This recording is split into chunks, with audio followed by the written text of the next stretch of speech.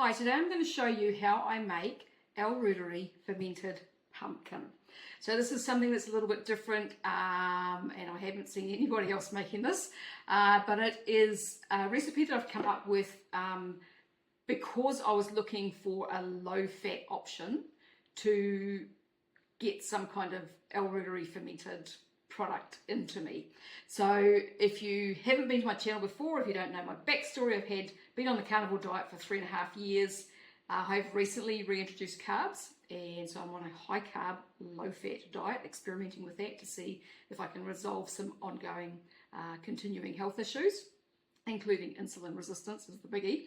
Now, through my carnivore journey, a big part of my story was ongoing gut issues and chronic diarrhea, which got worse on carnivore. And I ended up buying this book by Dr. William Davis, his Super Gut book. I will link to that book below if you want to go and check it out. It is a really worthwhile read if you have gut issues, and I would highly recommend this. Making his yogurts and consuming them. So I started off making his SIBO yogurt, which contains L Reuteri and L Glyceri and another bacteria that I can't remember that I don't use anymore. But it made a massive difference to my gut health. My gut health has been quite a journey, and there's been a lot of things that have made a difference along the way. There was a lot more to it than just one thing, which I think is probably fairly common.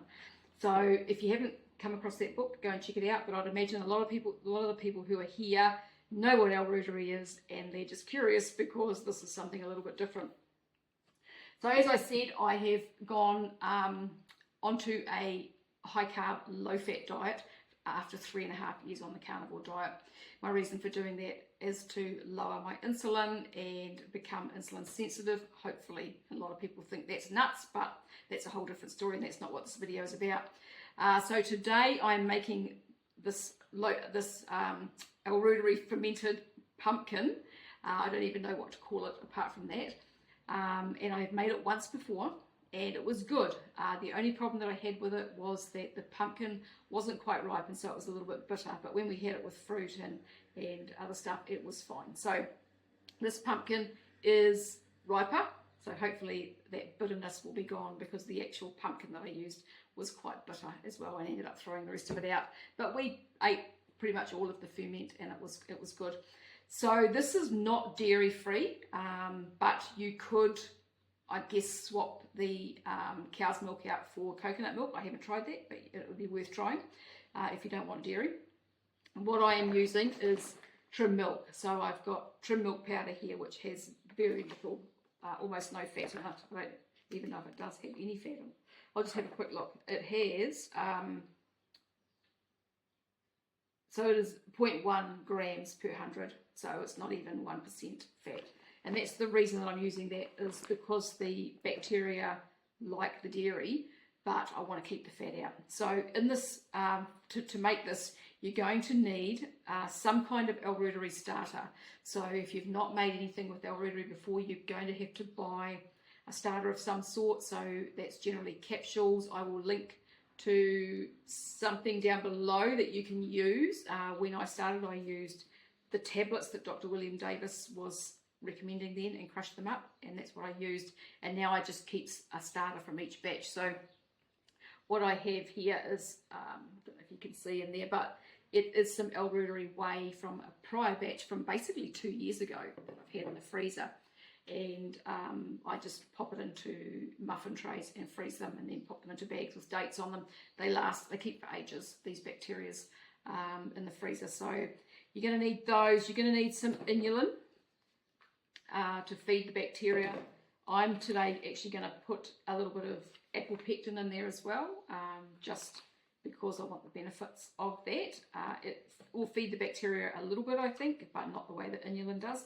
And you're going to need some pumpkin, of course, and you're going to need a yogurt maker. So this is the Lavelli yogurt maker. I highly recommend this machine. It is absolutely brilliant. I've done a number of videos talking about it. I will link to my review of this machine here so you can understand what it is and how it works.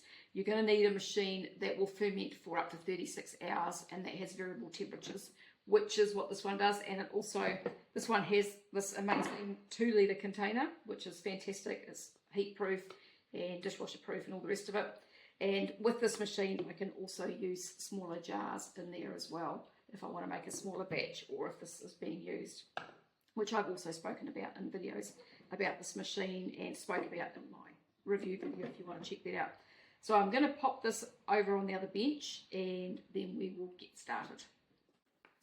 So you're going to need to cut your pumpkin up and peel it and take the seeds out.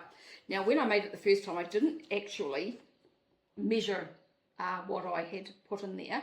I have a basic memory of what I did, and the amount that I made was actually perfect for my 2-litre container.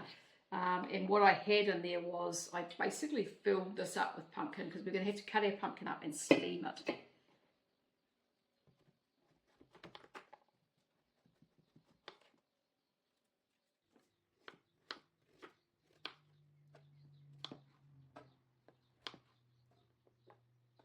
Alright, so I have weighed this and it is 750 grams of pumpkins what I have in here.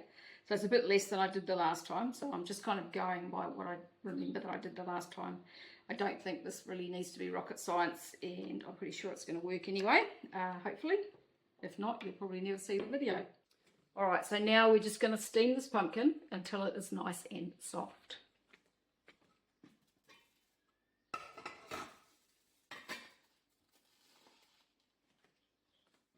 Alright, and I'm going to make up 3 cups of the trim milk. I think that will be about the right amount. So it's, I remember from last time it wasn't, I think it was 3 cups of milk that I used to 4 cups of pumpkin puree. So I'm kind of picking around that ratio, even half and half would probably work quite well. So I will measure how many cups of pumpkin once that is blended up and pureed, and then we can work out what the ratio is with the milk powder. So I'm going to put 1, 2, 3, 4,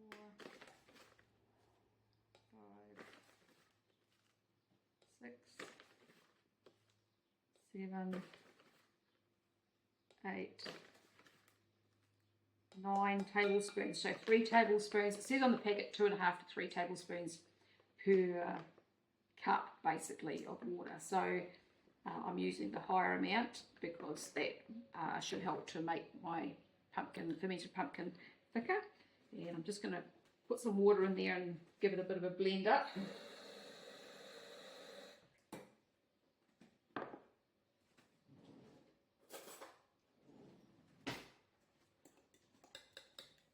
Going to mix that milk powder through the water a little bit, and then I'll add the rest of the water.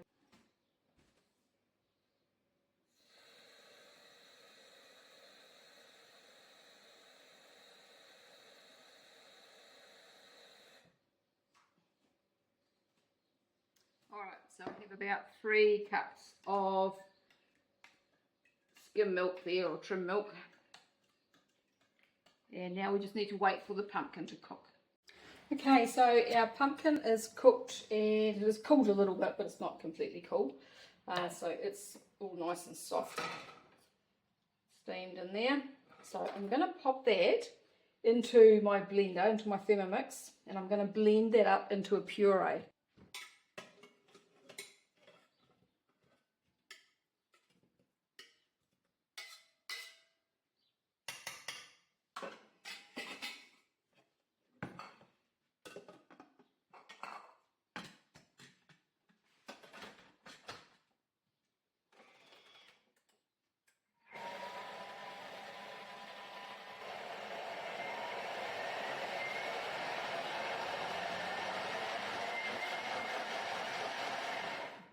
See how many cups this is, because as I said at the beginning of the video, I didn't write down what I actually used. I have a bit of a memory of what I used, and I don't want to add too much milk to this, so I'm just going to see. I've got a feeling that this is going to be about 2 cups maybe.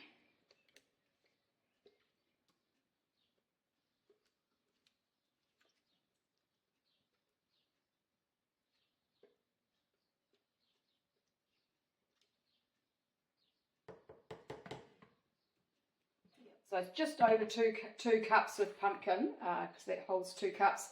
So I'm not going to use the 3 cups of milk in here. I'm going to use probably about 1.5 cups of milk. So that was an unnecessary step that you don't need to do if you are just following my recipe and making this, but I just wanted to check and see how much it actually was. So I'm going to add 2 cups out of this 3 cups of milk into the pumpkin.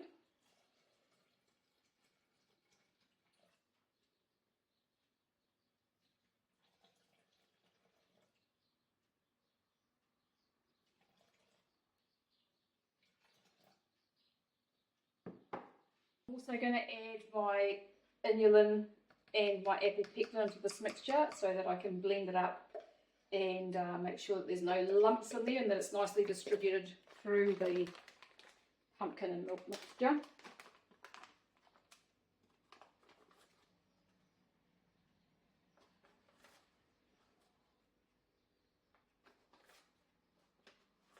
I'm adding 3 teaspoons of the apple pectin, and then I'm just going to blend that a little bit more and make sure that's well distributed. So I'm going to put my milk and pumpkin mixture into a saucepan and heat it to about 82 to 85 degrees Celsius, and I'll hold it there for 5 or 10 minutes. I don't know whether this step is necessary or not. I do that with my yogurt when I'm making it from milk. So I did it last time with the pumpkin and milk mixture. I think it's probably just safer to do that. Otherwise you might end up with a spoiled batch if there's some other kind of competing bacteria in there. And although the pumpkin has been boiled and everything, it's been blended up in the blender and, you know, may not be as sterile as we want it. So I'll pop it into the saucepan and heat that up. You're going to need a thermometer for this to do this step. I have my cheese making thermometer here, and I will pop a link to those below if you find that you need something like that. And so I just pop that into the saucepan to keep an eye on the temperature and bring it up to temperature, and then we're going to let it cool down again. So we're going to bring it up to 80, as I said, 82 to 85 degrees Celsius. Quite often mine will go higher than that when I'm doing milk, but that's fine as long as it kind of gets to that 82, 83 degrees Celsius. I'll put the Fahrenheit number on the screen, and then we're going to cool it down again and bring it back down to about body temperature, so about 38 degrees Celsius, and then we can add our bacteria to that.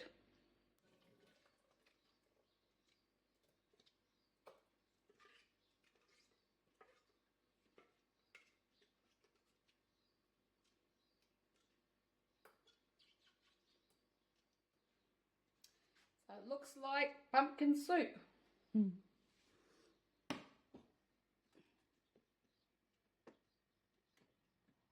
You may have to stir it, otherwise you end up with pumpkin sprayed all over your stove and up the walls like mine. So I just kind of lean the spoon in there, as you can see, and just rest the thermometer on there so that I can see the temperature. It's currently sitting at almost 70 degrees Celsius. And I've just used boiling water to sterilise any equipment that I'm using. So my spatula I'm putting in here to sterilising my lid, and my yogurt container. It takes more than one kettle though to do my yogurt container, so I just pop that in there, and then I'll just fill it up again, boil the kettle again.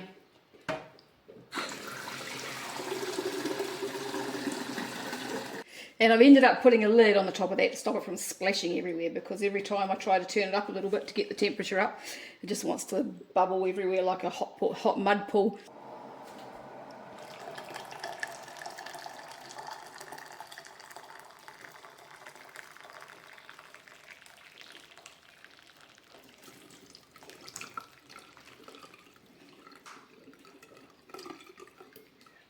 So I always sterilise my equipment that way. I just sit it on the bench and just overflow it all with boiling water, and then that way that I know that it's all sterilised.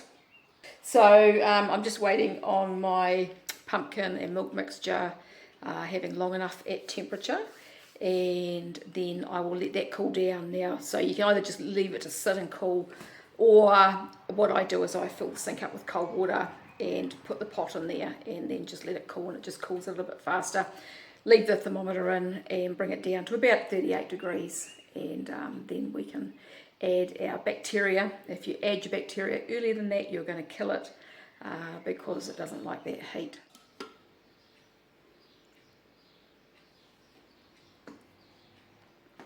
Now I have to say too, before I forget, that I did actually add another half a cup of the milk to this pumpkin mixture, just because it was very thick when it was in the pot. So I guess it depends on what sort of consistency you want. It'll thicken up more usually when it's fermenting.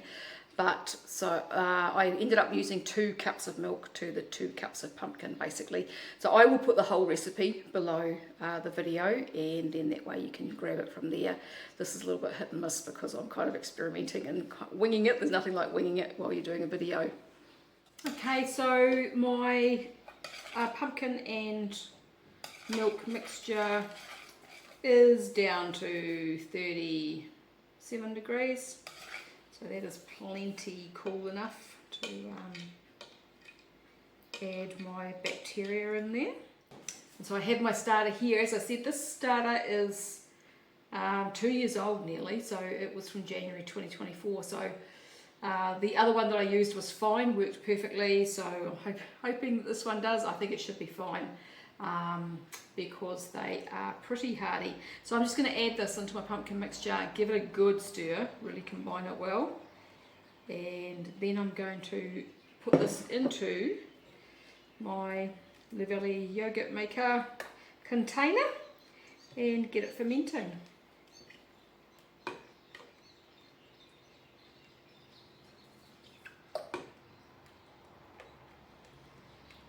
So when I do the milk mixture, initially I think in my videos that I did, I was mixing the inulin with the whey and a little bit of the warm milk, but then I had done it with the inulin in the milk when I'm heating it. So making that slurry is one of the things that Dr.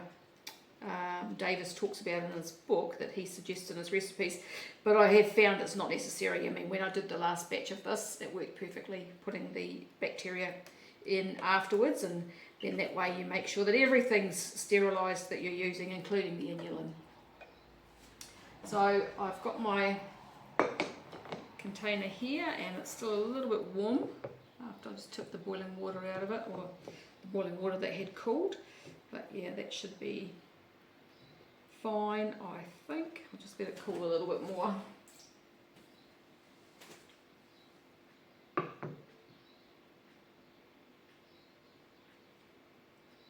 Okay, that should be fine now. So I'm just going to pour this in.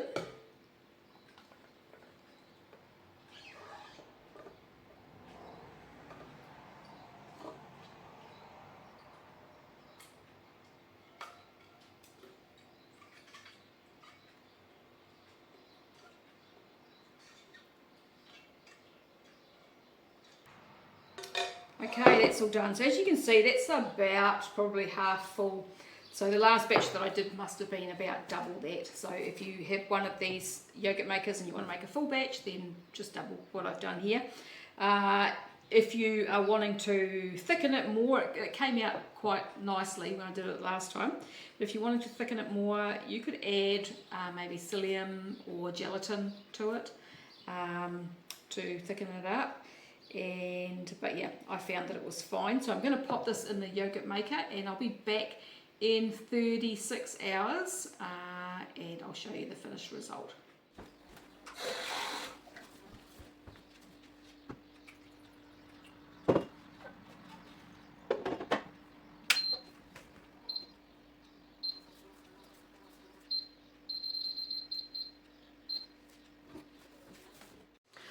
So I almost forgot to do this part of the video, and I just realised I've got the rest of the video sitting on my computer partly edited, and realised that I'd forgotten to do the end of this video. And the reason for that was that the fermentation time ended early hours of the morning, and my husband was up first, and he took it out of the yogurt maker and put it in the fridge, so I completely forgot all about it. So we have eaten a little bit of it, but not much. So this, I'm going to show you what this actually looks like and try and explain what it tastes like, because it is a little bit different. And so we'll have a look. I'm just going to have to move my camera so that I can show you. Okay, so this is it. This is the finished product. Now the first batch that I made was runnier than this, so I don't know whether that was, maybe I added more milk to it. As I said, I was kind of doing this on the fly because I hadn't written down what I used in my first batch. I had a bit of an idea, but couldn't remember 100% the quantities. And this was a half batch basically that I did. So as you can see, it just looks like a pumpkin puree. Smells like pumpkin, but a little bit different. Like kind of a bit more, I don't know, it's kind of got a savoury sort of smell to it. And it tastes sour.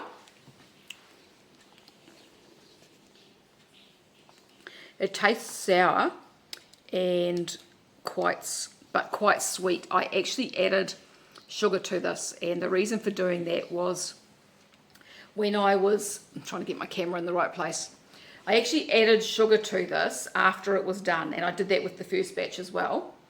And the reason I did that was because when I was querying ChatGPT about it and trying to get ideas, it suggested putting sugar or honey or some kind of sweetener, maple syrup, something like that in, so that the bacteria have got something to keep consuming while it's in the fridge, and that just might help keep it fresher for longer, which made sense to me because I guess it depends on your pumpkin and how much sugar's in there as to how much it can ferment and keep kind of continuing, like once the fermentation time's over, if you get my drift.